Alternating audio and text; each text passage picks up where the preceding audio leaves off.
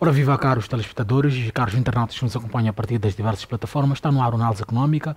Quarta-feira sim, espaço de debate de eventos económicos nacionais e internacionais que de certo modo afetam a vida do cidadão a partir de casa. Hoje vamos discutir o nosso programa em duas frentes. Vamos falar um pouco sobre a posição do governo em relação à exportação de recursos energéticos, na qual o governo fixou os preços de referência em relação aos produtos que serão exportados a nível de recursos energéticos, mas também vamos falar um pouco sobre o novo sistema, o sistema de pagamento pan-africano, que a partir de agora irá valorizar as moedas africanas.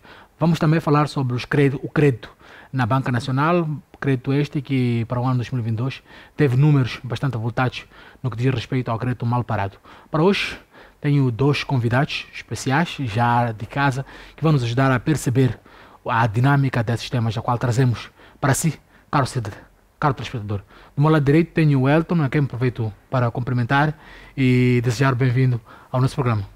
Boa noite, Salvado. Boa noite, caros telespectadores. Em primeiro lugar, gostava de agradecer à FTV pelo convite que me formulou para podermos aqui abordar algumas questões inerentes à atualidade econômica internacional e aproveitar também saudar o meu colega do painel e obrigado. Gil, muito boa noite, seja bem-vindo ao nosso programa. Obrigado pelo convite e a oportunidade. Cumprimento meu colega do painel e aos que nos vê a parte de casa e a redação da FTV. Exato. Vamos dar início ao nosso debate e iniciamos exatamente com este primeiro tema que trazemos, que é esta posição do governo em relação à fixação dos preços dos produtos exportados a nível de recursos energéticos. Elton, o que significa esta medida quando o governo moçambicano prefixa os possíveis preços de produtos exportados? O que isso pode significar para a nossa economia, sabendo que estamos em uma economia de mercado? Bom, obrigado. Em primeiro lugar, gostava de parabenizar o Executivo pela medida, dado que a ideia é muito boa, ou seja, o objetivo daquilo que é a nova medida do próprio Executivo em torno deste pacote, né, de controle daquilo que é o preço dos produtos, ou seja, dos minerais neste caso.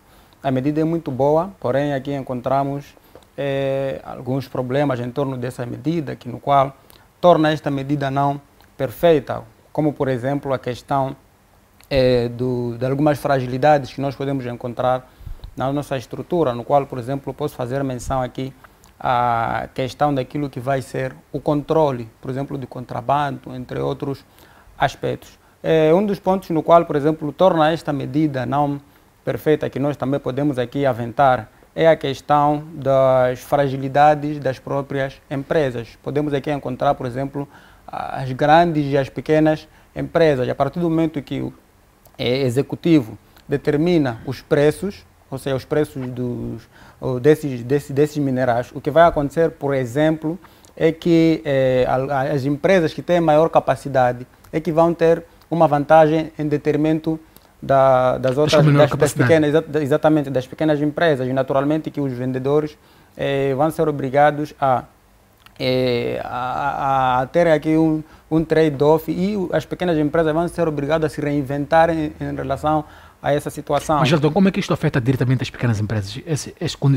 A prefixação de preços, como é que afeta diretamente as pequenas empresas? A partir do momento que o executivo determina um preço de referência, é preciso fazer menção que esse preço de referência vai ser fixado mensalmente. Exato. De acordo com o que são também os preços internacionais. Exatamente. Então, as pequenas empresas, naturalmente, que começam a sofrer a partir do momento, por exemplo, que a média dos preços, por exemplo, não esteja de acordo com aquilo que são as suas capacidades, ou como por exemplo, a questão da concorrência com as grandes empresas. Por exemplo, as pequenas empresas podem não conseguir comprar quantidades elevadas desses produtos. E neste caso, as grandes empresas é que vão sair em vantagem, e pode aqui acontecer uma situação de especulação de preços, mesmo com os preços de referência. As grandes empresas, por exemplo, podem aqui ter esta margem de manobra, ou seja, de aqui tentarem fintar o sistema por conta dessa situação dos preços de referências. O que significa que mesmo com a criação do decreto, que de certo modo pode prefixar os preços, o governo ainda será lesado, ou existem ainda manobras que as grandes empresas podem fazer para fugir do fisco, se assim o digo. Naturalmente. Nós temos exemplos concretos que, por exemplo, o caju, por exemplo, no passado e até no momento, fixou-se aquilo que é o seu preço no mercado, mas, no entanto, o que verificamos, por exemplo, é que há sempre essa fuga para poder se fazer face, para poder se seguir naturalmente com aquilo que tem sido os objetivos do Executivo. E é um ponto também que é preciso aqui fazer menção, que é a questão de esta medida faz parte daquilo que é o pacote de aceleração econômica, por conta da situação, por exemplo, em que a economia se encontra, dado as suas necessidades de fazer face às suas despesas, que têm sido cada vez mais deficitárias. O Estado aqui leva em conta esta medida para poder naturalmente aumentar aquilo que são as suas receitas. Daí que há aqui uma grande necessidade de haver aqui um controle rígido para que possamos cumprir na íntegra com esta medida. Exato. Gil, mais uma vez, boa noite, seja bem-vindo ao programa. O que pode significar esta prefixação dos preços dos produtos de recursos energéticos que serão exportados a partir do país, tendo em conta que estamos em uma economia de mercado? Primeiro, eu penso que atrasamos muito. Já era a hora do governo ter feito isto? Há bastante tempo que eu tenho vindo a falar disso, que era preciso acordarmos, porque estaríamos, eu dizia na altura, estaríamos a trocar o ouro, não é? Com as miçangas de plástico. E é o que está a acontecer. Antes mesmo da entrada em vigor deste diploma, é o que acontecia. Exato. Nós tínhamos o hábito de vender as coisas na boca do poço. É assim como se chama, boca do poço, é negociar os preços ali sem olhar pela cadeia de valor do produto, não é?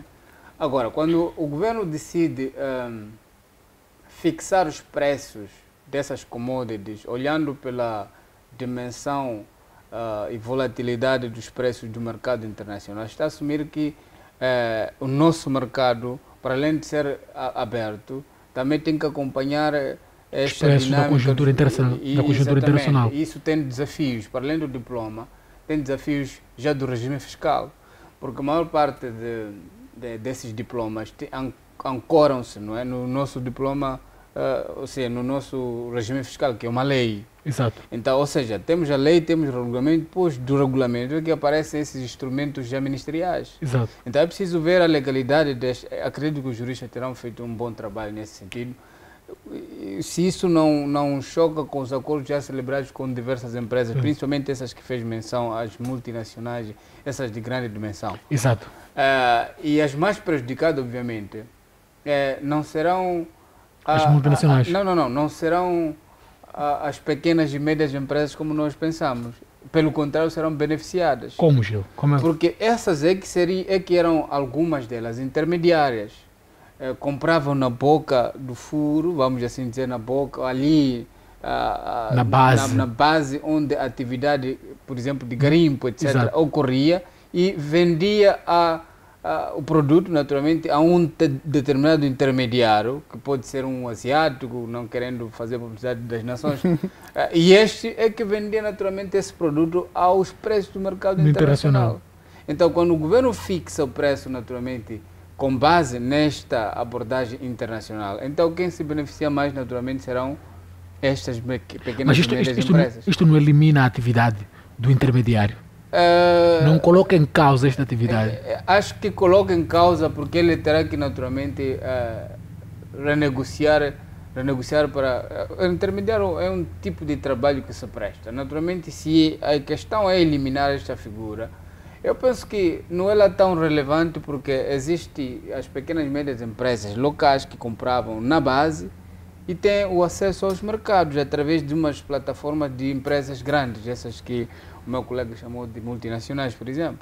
Exato. Então, eu penso que estas figuras de intermediário temos que começar a retirar do nosso, vamos assim chamar, no nosso circuito empresarial, porque também encarecem não só o produto, mas criam inflação dentro de um determinado produto.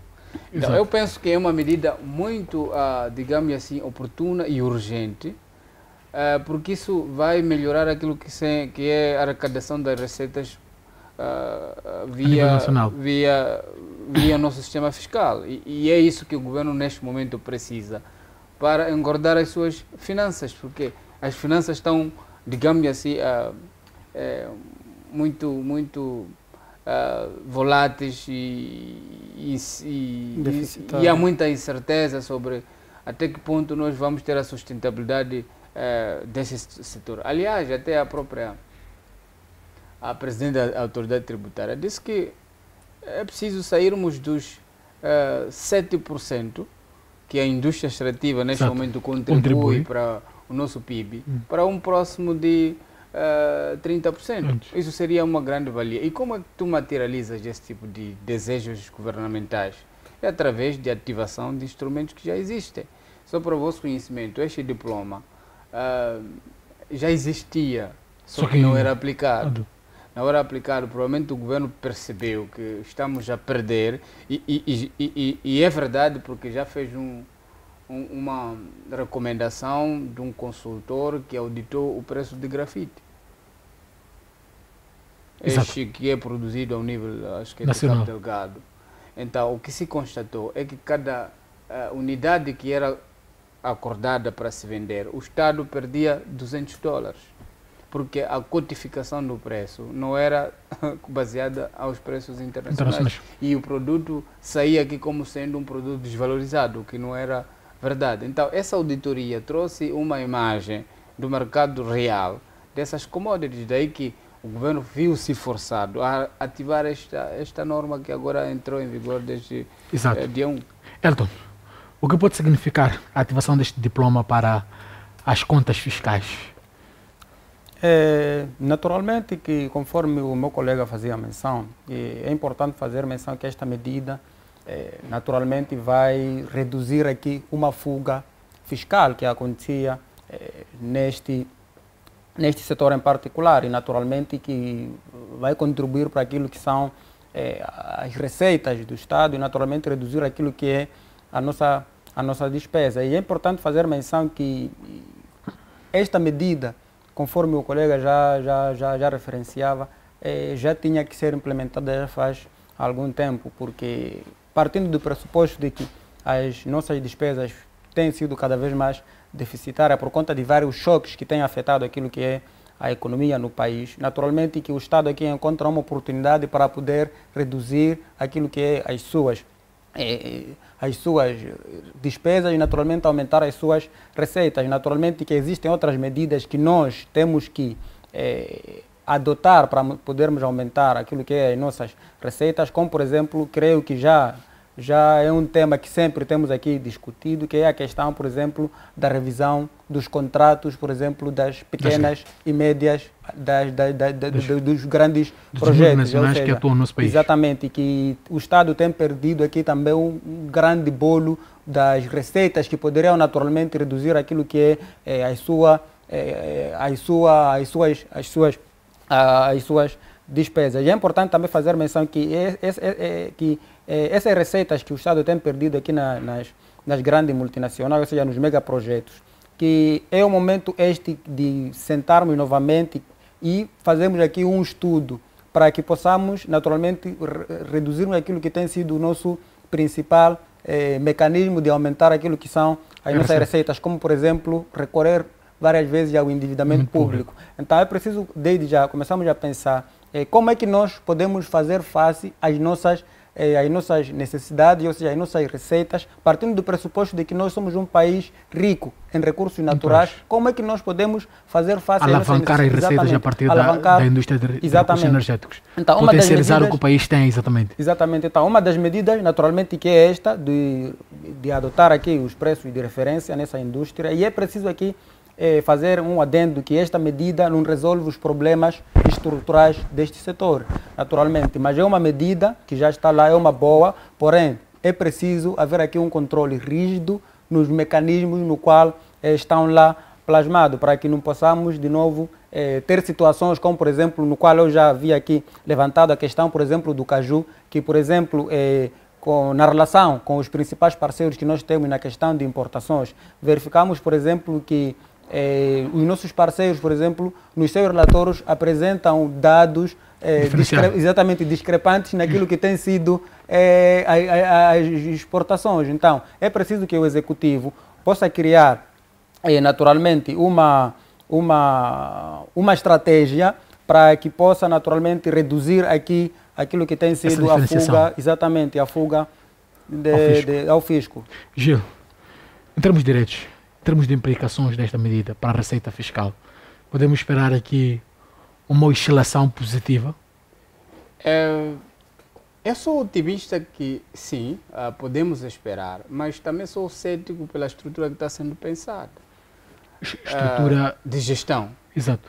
O diploma já foi ativado a partir do dia 1, só que tem um pressuposto que visa contratar um serviço que possa materializar este diploma. Exato. Então, quando se contrata um serviço, naturalmente, o Estado tem que carregar com os custos. Podemos dar exemplo da marcação de combustíveis. É um negócio que eu penso que leva mais ou menos 2 mil milhões de meticais por ano, só para marcar combustíveis. E é feito por um serviço de uma empresa que não é moçambicana. Naturalmente, as divisas não vão ficar, a maior parte, expatriadas, e ficamos aqui com alguns impostos. Naturalmente, Gil acredita que esta atividade tinha que ser praticada a partir do Ministério da Economia e Finanças? Eu penso que um trabalho conjunto poderia resolver o problema. Mas criar também uma nova instituição,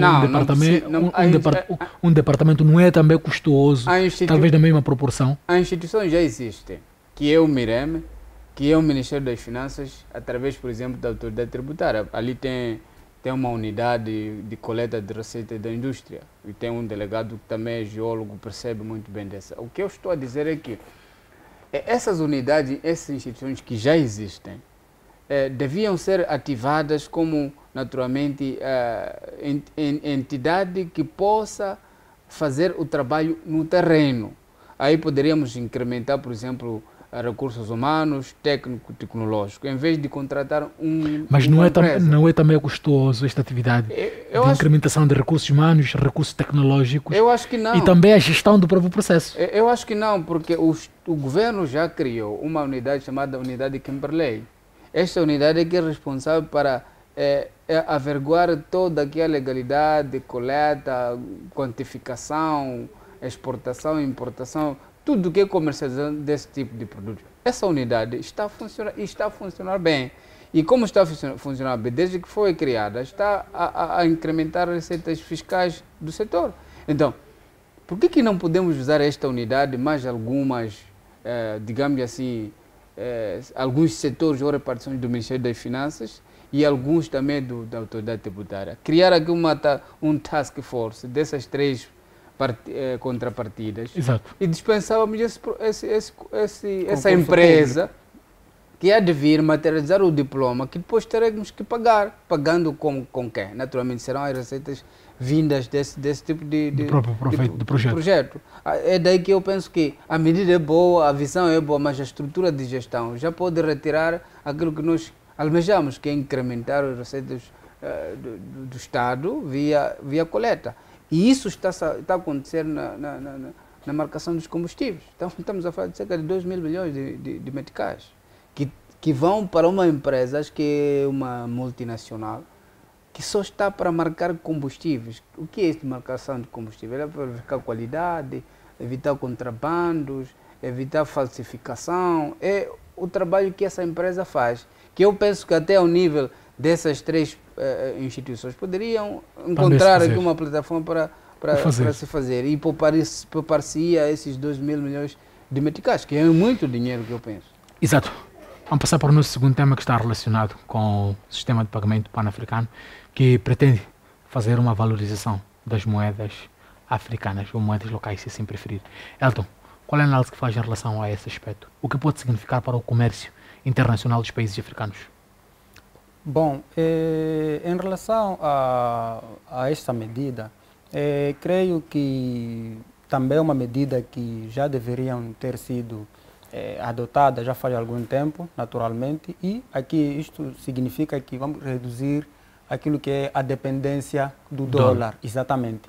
E também, naturalmente, esta medida vai permitir que os países africanos façam trocas comerciais entre elas, ou seja, porque no final do dia a ideia é que os países africanos façam aqui um intercâmbio, ou seja, as trocas comerciais através das suas moedas, sem que haja uma moeda intermediária, ou seja, neste caso, o dólar, ou por exemplo, o dólar, o euro ou o yuan. Então, naturalmente que é uma medida boa e espero que pelo menos daquilo que é o conceito, o contexto da própria iniciativa, creio que é uma medida boa para o contexto africano e naturalmente... Isto valoriza as moedas africanas? Naturalmente. Há a possibilidade de apreciar as moedas em relação ao dólar? Há grande possibilidade na medida em que vai reduzindo aquilo que é a demanda pelo próprio dólar e podemos verificar aqui uma valorização daquilo que é as moedas africanas.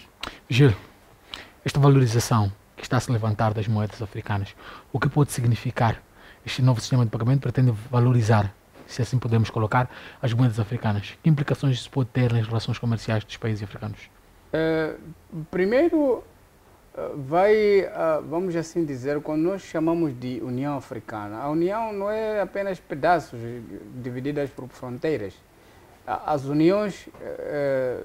Ou seja, sim, as uniões podem ser feitas em termos diplomáticos, políticos, culturais, econômicos, financeiros, por aí fora. É por isso que nós chamamos esse conceito de união como sendo conectocracia, não é?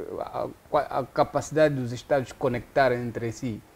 E essa conectocracia, naturalmente, depende desses fluxos de visões, instrumentos, normas, por aí em diante, aquilo que eu chamo também de paradigmas. Agora, é um paradigma os africanos tentarem agora contornar o uso de moedas como dólar, euro e yuan. E num contexto em que, geopoliticamente falando, há tensões entre duas potências. Entre a Rússia e os Estados Unidos. Rússia e Estados Unidos, que controlam naturalmente... Mas parece que está a tornar-se uma moda esta segregação do dólar em relação aos pequenos blocos regionais. Assistimos, tem agora este bloco, o BRICS, que fala-se muito da possibilidade de afastar-se um pouco da dependência do dólar e agora são os países africanos a colocar esta maior ponderação nas moedas locais. Aqui a questão do fundo até não são plataformas, essas BRICS, como por exemplo União Europeia. Quando falamos de BRICS, é como quem diz também União Europeia, são blocos com interesses econômicos, financeiros, políticos, culturais, etc. De expansão. O objetivo dessas agremiações é a expansão. Então, essa expansão não é lá grande problema. O problema é o tecido financeiro que é usado nessas transações, que favorece a um determinado grupo. Subjugando os outros. Por exemplo, a plataforma SWIFT, aquela que é controlada maioritariamente pelos americanos. Cada transação que ali é feita beneficia ao Ocidente. É por esta razão que a primeira sanção que o Ocidente encontrou para prejudicar a economia russa foi retirar a Rússia do sistema. Sim. E o que a Rússia fez? Reinventou-se, criando a sua, e fortificar o BRICS como uma alternativa de transações. Então, eu penso que os africanos neste momento estão a fazer é tentar também criar um mecanismo de fuga em relação a essas tensões geopolíticas. Mas qual é o benefício direto que as economias podem obter desta alternativa? Eu penso que aqui chama-se segurança. Tudo que se resume nestas abordagens, essas tensões, é garantir a segurança das nações. Segurança quer financeira, econômica, política, diplomática, energética também. E não sejam, digamos assim, muito dependentes de quem diz controlar o mundo, que é o Ocidente neste momento. Então, o maior benefício para os africanos é tentar sair das amarras de dependência do Ocidente sobre diversas políticas.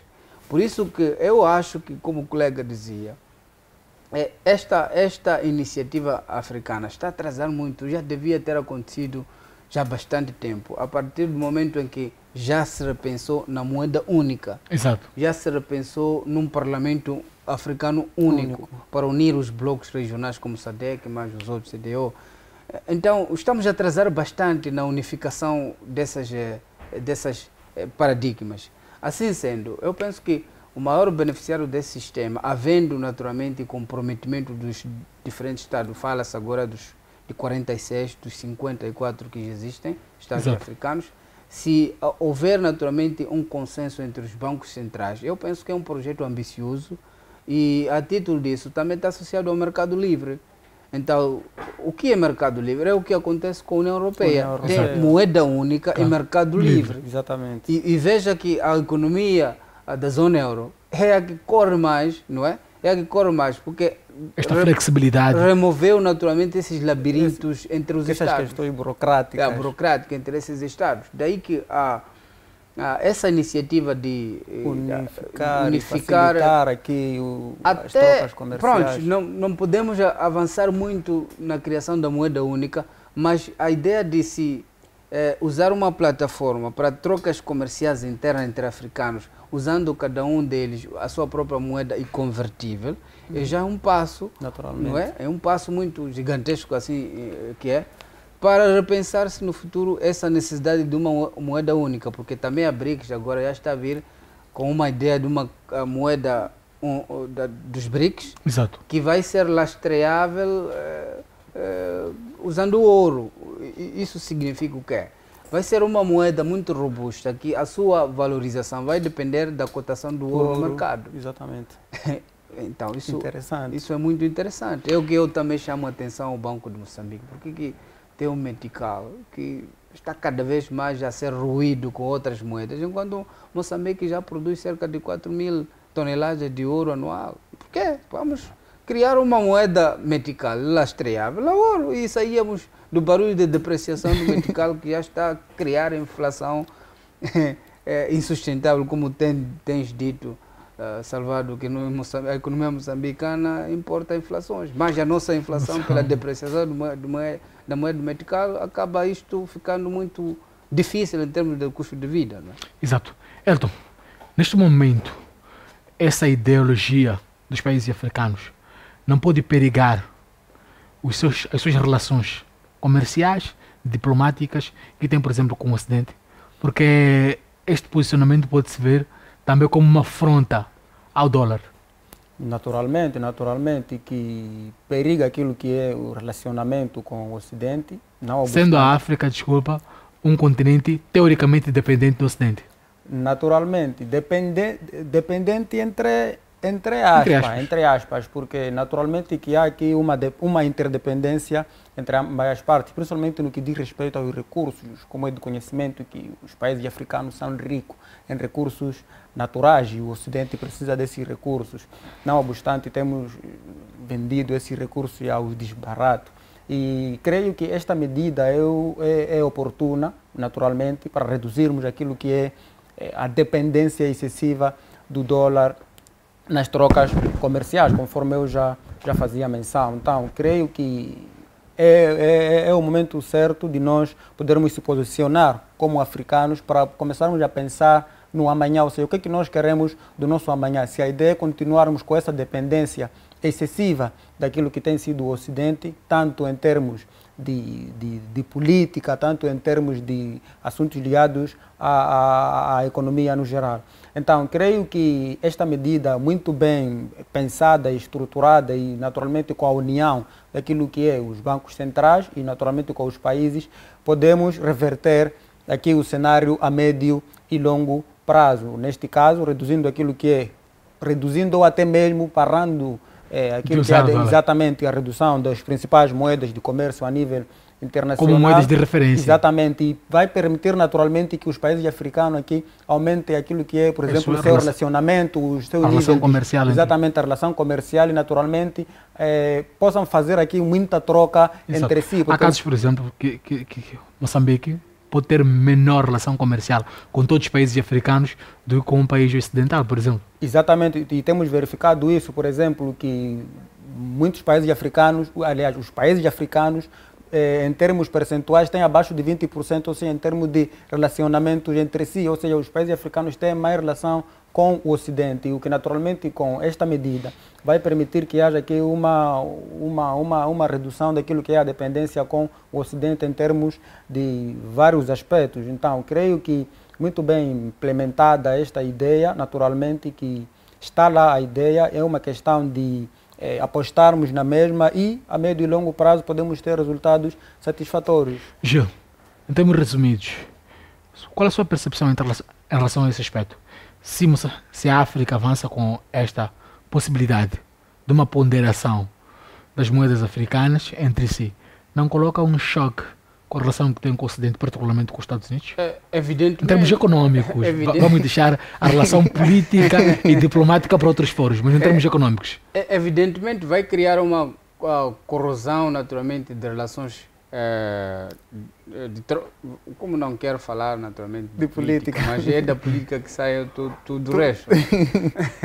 Por isso, vai corroer as relações econômicas entre esses, porque veja que Estados Unidos da América, por exemplo, tem uma plataforma para com os Estados africanos que chama, acho que é GOA, uma coisa assim, que é um incentivo, uma plataforma de investimento aos países africanos com isenção de taxas, Exato. etc. E a maior parte dos países africanos não usam isso. Não usam por quê? Porque a África não é um país, não é um continente com alto poder industrial.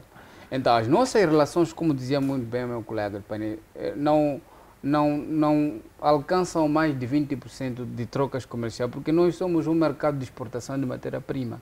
Então, com essas inovações de criar-se plataformas africanas para transações internamente, é um passo, digamos assim, andado para repensarmos numa África industrial.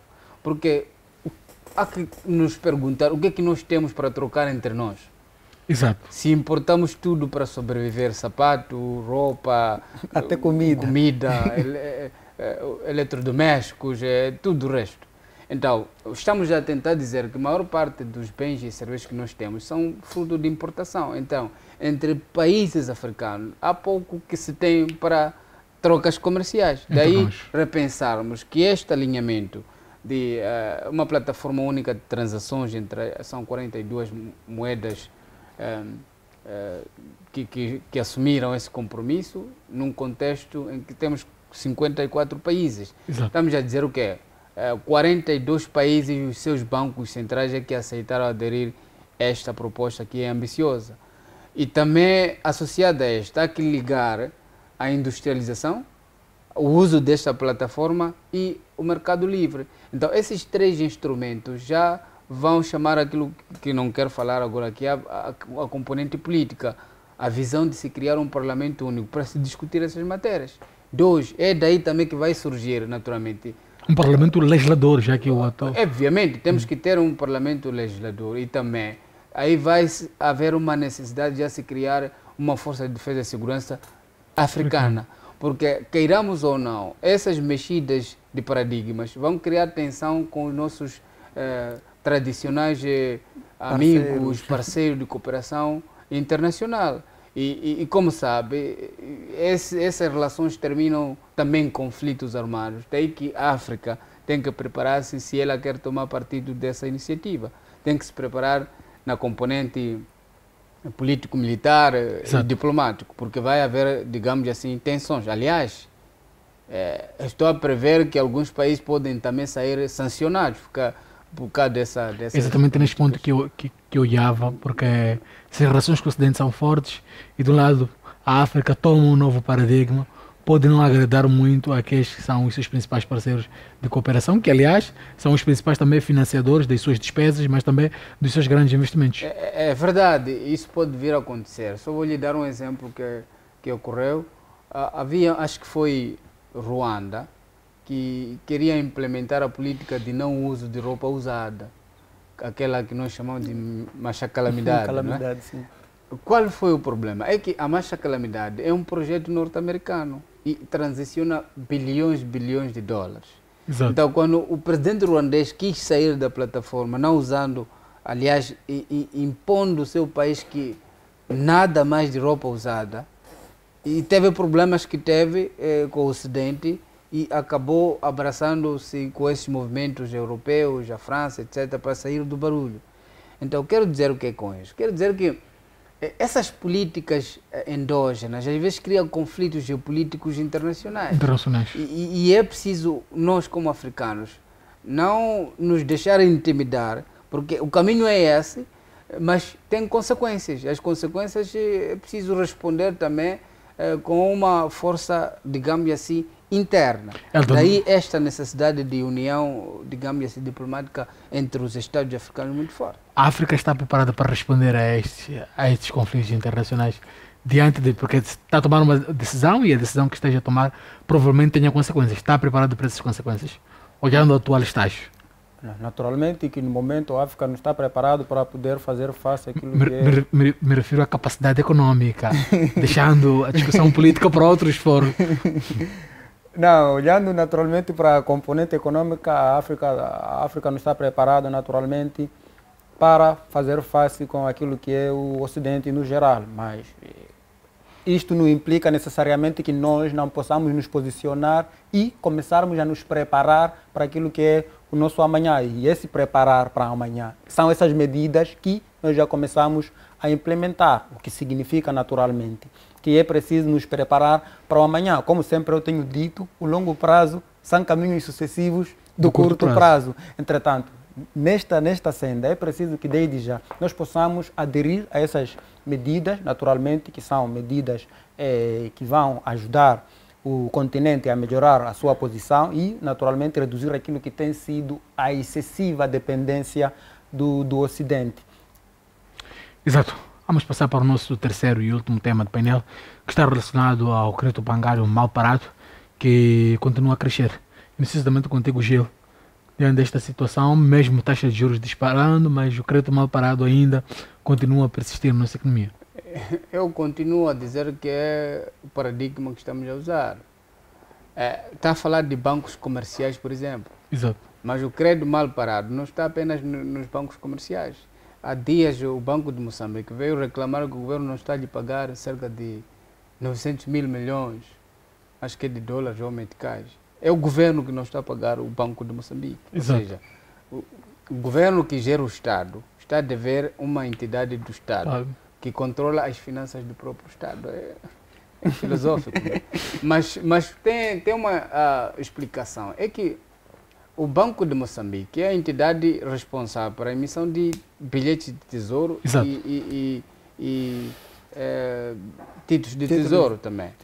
Então, esses dois instrumentos são veículos de busca de dinheiro lá fora, com o compromisso de que o governo vai melhorar os mecanismos de regulamentação, doing business, etc., que vai arrecadar mais receitas e pagar altos juros. E a responsabilidade como garantia fica com o Banco de Moçambique. Então, quando o governo não consegue produzir esse tipo de divisas, a dívida fica no Banco Central. No Banco Central, porque tem que honrar com os compromissos com os terceiros, por onde foi buscar o dinheiro via esses dois instrumentos, que é título de tesouro, bilhete de tesouro. Essa que é a essência do surgimento dessa dívida que o Banco de Moçambique reclama do governo. Então, como é que se resolve? Então, o crédito mal parado não está apenas nos bancos comerciais, é o sistema legislativo, regulamentar, regulatório que estamos a usar, que cria esses embaraços. Mas onde é que faz, Gil? Quais são os principais elementos que fazem com que haja essa persistência? Eu penso que é a informalidade do mercado econômico e financeiro que nós temos. Ou seja, a maior parte da nossa economia está no informal. Há muito dinheiro circulando no informal, não é? Que não entra no circuito financeiro, digamos assim, oficial. E a alimentação das divisas desse mercado vem do sistema financeiro já oficial. Então, é como quem diz, sai muito dinheiro do sistema legal, financeiro, vamos assim dizer, regular, formal, para o informal, e do informal para o formal fica já uma, digamos assim, uma complicação para que isso aconteça. É daí que os que pedem formalmente e canalizam para o informal fica difícil honrar os seus compromissos formais. E aí começa já a crescer a dívida formal, porque essa é uma dívida formal, essa de créditos mal parados, etc. É que o dinheiro já não está no sistema formal, está todo ele, este todo que foi solicitado, etc., no mercado informal. E como o mercado informal ninguém controla, e o fluxo vai acontecendo naturalmente naquelas movimentações que não usam os sistemas financeiros que nós temos. Então, esse é que eu penso que é a essência, que nós temos que começar a mudar os paradigmas, de modo a tentar reduzir cada vez mais este mercado informal que está a crescer, porque não é benéfico nem para o sistema financeiro, nem para a própria economia, em termos contábeis. Elton, créditos mais mal parados. O que está a falhar para este crescimento deste crédito mal parado? Bom, em relação aos créditos mal parados, vulgarmente chamados de NPL, de acordo com, por exemplo, o último relatório, mostra que, por exemplo, Moçambique é o país, a nível da região, que tem um nível de crédito mais elevado. Pode, embora, verificar uma ligeira redução em detrimento, ou seja, em comparação com o ano 2021. Muitas das vezes, o que acontece, por exemplo, é que existem alguns fatores que influenciam naquilo que é o aumento do NPL a nível da banca nacional, como, por exemplo, a questão das taxas de juros, algumas variáveis macroeconômicas que influenciam, como, por exemplo, a taxa de juros, a inflação, a taxa de câmbio. São variáveis que influenciam no aumento do NPL. E é preciso aqui fazer um adendo que essa questão do NPL deriva de vários fatores, conforme eu já fazia menção, como, por exemplo, a questão daquilo que tem sido o follow-up dos próprios bancos comerciais em relação a esses créditos mal parados. E é preciso que os bancos comerciais possam aqui, naturalmente, adotar estratégias para que possam evitar essa situação do aumento do NPL, porque o aumento de NPL, naturalmente, corroa aquilo que é o capital dos bancos comerciais, dado que é um rácio que mede aquilo que é o crédito por incumprimento e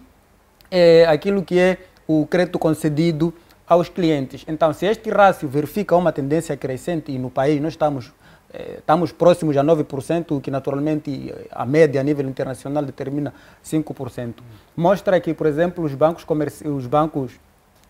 comerciais têm um nível elevado daquilo que é o seu NPL. E, naturalmente, que é preciso que os bancos comerciais possam fazer aqui, possam adotar estratégias naquilo que é o estudo da concessão desse crédito, desde a originação até a concedência do próprio crédito ao cliente. E, naturalmente, que além desses fatores que eu fiz menção aqui, existem aqueles fatores subjetivos e os fatores não subjetivos, como, por exemplo, a questão do fator natural e o fator administrativo, como a questão, por exemplo, da boa-fé do próprio cliente, que acaba afetando naquilo que é o cumprimento das suas obrigações. É preciso também fazer aqui um adendo que o que paga um crédito não é o dinheiro, é o próprio caráter do cliente. Daí que na análise do crédito, na análise da concessão de determinado crédito, tem aquilo que nós chamamos de os 5 Cs na gestão financeira. E estes 5 Cs, geralmente,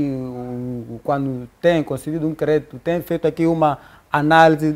E o caráter tem sido... E o caráter é o principal, é o primeiro ponto na análise. Encontramos o caráter, a capacidade, o capital, as condições, por exemplo, macroeconômicas, no qual eu fiz menção, são dos aspectos que influenciam, por exemplo, no aumento do NPL. E esse todo o estudo, naturalmente, vai afetar naquilo que tem sido o comportamento do próprio cliente. E tem outros fatores naturais, como, por exemplo, a questão da morte, por exemplo, que influencia no aumento do NPL. E, geralmente, o NPL tem-se considerado NPL, por exemplo, um crédito, ou seja, o não pagamento das prestações acima de 90 dias. Existem algumas subdivisões, como, por exemplo, alguns tipos, como, por exemplo, tipo 1, tipo 2, tipo 3, tipo 4, até o tipo 5. Mas o que falha no nosso país para que esta crescente seja cada vez maior? É só o fator taxa de juros? Não é só o fator taxa de juros, como também a própria inflação, que tem afetado a economia, e acompanhamos isso, a nossa economia é uma inflação, o nível de inflação tem tido uma tendência crescente, a taxa de câmbio e, naturalmente, outros fatores, como, por exemplo, a questão natural do próprio cliente como essa questão do caráter e conforme verificamos as nossas taxas de juros são proibitivas, o que em algum momento tem aumentado aquilo que tem sido as prestações do cliente e os clientes não conseguem fazer face àquilo que tem sido as suas obrigações. Gil, como é que se resolve este assunto? Eu penso que aí há um fator muito importante que tem que fazer menção. O fator caráter também tem influência com as oscilações de taxa de juros. Se formos a ver, por exemplo, o Banco de Moçambique, nos últimos, vamos assim assumir, 6 anos, a taxa de juros rebentou. Isso cria problemas de fluidez, não é? Dos créditos que estão sendo concedidos aos clientes. Ou seja, um cliente hoje vai pedir a uma taxa de juros de 8. Amanhã o Banco de Moçambique rebenta para 12, os bancos comerciais têm que aplicar aquela taxa comercial, acaba chegando nos 20. Então, para este cliente ter o tal caráter como parâmetro de honrar o compromisso numa taxa negociada a 8 para pagar a 20, é muito complicado, tendo em conta a própria improdutividade, não é? Então, eu penso que esse é um fator também muito importante. E eu mesmo que está a se verificar com o governo. Por isso não está a conseguir pagar o Banco de Moçambique. Não está a produzir. Exato. Então, esse é que é o principal fator. Daí que, para responder à sua questão, a solução é, nós chamamos de estabilidade legislativa. É preciso que a legislação seja estável e previsível de médio a longo prazo. Porque quando eu vou ao banco, tenho que saber em 5 anos como vai ser o meu comportamento de arrecadação de receitas para honrar com o serviço de dívida bancária. Mas se eu não consigo prever como vai ser o comportamento do regulador, Exato, do sistema financeiro, que é o Banco de Moçambique, olha, as minhas finanças podem ser corroídas e não conseguir honrar com os compromissos. Claro que tem esses fatores que o meu colega mencionou, assim, mas com uma economia como a nossa, eu repito dizer, como a nossa própria economia, aliás, podemos fazer um exemplo. Eu vou, por exemplo, ao banco pedir empréstimo de 200 mil meticais para construir casa. Quando um banco me entrega aquele dinheiro, é um serviço financeiro formal. Mas quando eu vou ao bairro, contrato quem? Pedreiro, que não tem NUIT, não tem conta bancária, não paga imposto. Então, transfiro aquele dinheiro do formal para o informal e não entra no circuito e perde-se ali. Então, é um dos fatores que também faz com que haja esse tipo de créditos mal parados. Porque mesmo a nossa liquidez é uma liquidez bastante longa. Exatamente. E os bancos comerciais, nós sabemos também, acabam aplicando esse tipo de taxas elevadas, por causa do risco que eles chamam. Não é? Há muito risco de perda do próprio dinheiro. Por quê? Porque há muita informalidade, há muito fluxo de dinheiro que não está no sistema. Então, uma das soluções é robustecer a nossa legislação e alargar a base de controle do sistema financeiro. Ou seja, se tem uma maia ali que vende amendoim, tem que ter um sistema em que as suas transações sejam controláveis. Então, aí você começa a controlar o fluxo do dinheiro, quanto é que é produzido, como é que circula a moeda e qual é o valor. Mas, enquanto isso não acontecer, a legislação está como está neste paradigma, nós vamos ter naturalmente esses grandes problemas. Exato. Elton, vou pedir que dê as suas considerações finais em relação ao tema e agradecemos por estar aqui presente conosco. Bom, obrigado. Em relação, por exemplo, ao último tema no qual estamos aqui a abordar também, gostava de fazer um adendo em relação às possíveis soluções. Uma das soluções, naturalmente, que é a questão da análise do próprio crédito concedido aos bancos comerciais e também a análise do risco, tanto o risco de mercado, o risco de liquidez e o risco do próprio crédito. E é importante fazer menção que na análise de mercado é preciso que os bancos comerciais possam adotar aqui modelos sofisticados, ou seja, mais modelos estatísticos, modelos modernos para poderem fazer aqui um follow-up daquilo que tem sido a concessão dos créditos na economia, como, por exemplo, a adoção de modelos, como o modelo de Pereira, por exemplo, para que possam reduzir aquilo que é o seu nível de NPL, porque isso naturalmente afeta aquilo que é a política monetária e naturalmente o próprio capital dos bancos comerciais. E Em relação, por exemplo, ao primeiro tema no qual abordamos, eu apenas gostava de fazer menção que é uma boa estratégia que o Executivo vem aqui adotando, porém que é preciso que nós possamos naturalmente adotar mecanismos de controle mais sofisticados para que possamos evitar esses problemas todos no qual nós aventamos aqui. E obrigado à FTV pelo convite que me formulou e aos nossos telespectadores que estão aí de lado. Exato. Mais uma vez, obrigado, Elton. Gil, vou pedir que dê os seus pontos finais e agradecemos pela sua presença aqui no programa. Eu acho que o primeiro ponto é de caráter muito importante, porque em todo o mundo que nós sabemos, os países que tenham recursos naturais têm sido a alavanca para a produção de riqueza. Exato. Não é? Então, o nosso sistema fiscal é preciso ser revisto, ser robusto e tentar naturalmente renegociar os contratos que nós temos, se quisermos vencer o déficit financeiro e de investimento que nós sempre temos, porque há muita, digamos assim, perda de dinheiro em incentivos esses são legais, mas que o próprio governo acaba indo buscar dinheiro na banca para fazer funcionar a máquina do Estado, enquanto devia, naturalmente, evitar, revendo naturalmente aquilo que é o seu sistema fiscal. Então, as isenções só fazem com que Moçambique perca muitos bilhões de dólares. Mais ou menos, só com a Mosal, mais ou menos 120 milhões. É preciso fazer revisão, é preciso coragem, não é? É preciso coragem porque há contratos que poderão ser inflexíveis para serem renegociados, mas o Estado moçambicano pode, querendo, declarar uma força maior, não é? Naturalmente.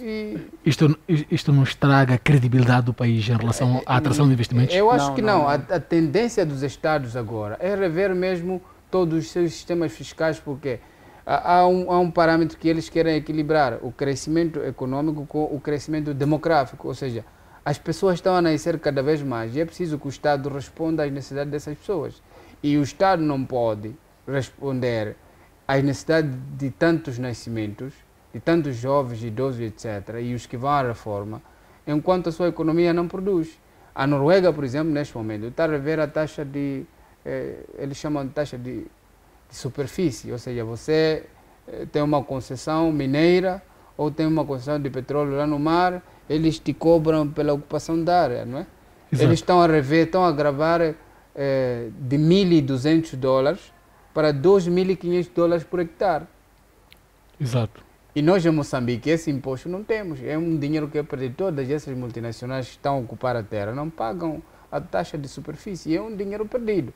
Só a ENA agora que começou a produzir estaria a pagar o Estado acima de $25 milhões por ano pela taxa de ocupação daquele espaço. E nós não estamos a cobrar esse dinheiro que é perdido. Daí que eu acho que há necessidade de revermos os nossos sistemas fiscais para incrementar, como um todo o pacote, para incrementar as nossas receitas fiscais e assim beneficiar as receitas do governo. Porque no fim quem vai ganhar é o próprio governo e vai responder naturalmente às necessidades do Estado.